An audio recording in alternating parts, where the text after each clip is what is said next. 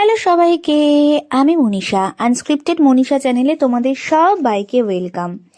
আজকে যে বিষয়টা নিয়ে ভিডিও করেছি সেটা দেখার পরে অনেকের মনে হতে পারে খুবই বাচ্চা বাচ্চা, খুবই ন্যাকা ন্যাকা বা খুবই বোকা বোকা, কিন্তু বিশ্বাস করো আমাদের জেনারেশনের ছেলেমেয়েদের কাছে এই বিষয়টা ভীষণ নস্টালজিক একটা ফিলিং এনে দেয়।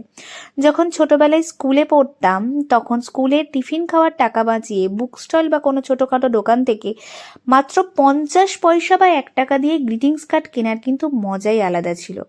গ্রিটিংস কার্ড পাওয়ার মধ্যে কিন্তু আরও আনন্দ।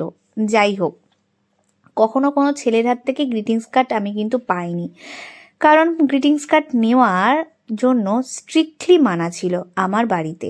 আমাদের দ্বীপের মধ্যে 9 বছরের ভালোবাসার সম্পর্ক। এই ভালোবাসার সম্পর্কের মাঝখানে দ্বীপ কিন্তু কখনোই আমাকে এই গ্রিটিংস কার্ড গিফট করেনি।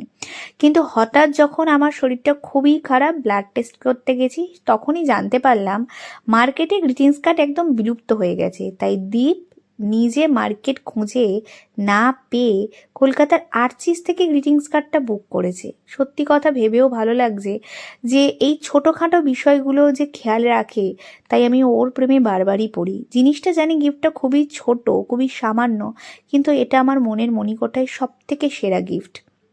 যাই হোক, তোমাদের গ্রিটিংস কার্ডটা কেমন লাগলো জানিও। ভিডিওটা ভালো লাগলে লাইক, কমেন্ট, শেয়ার, সাবস্ক্রাইব করো। তোমাদের এরকম কোনো গল্প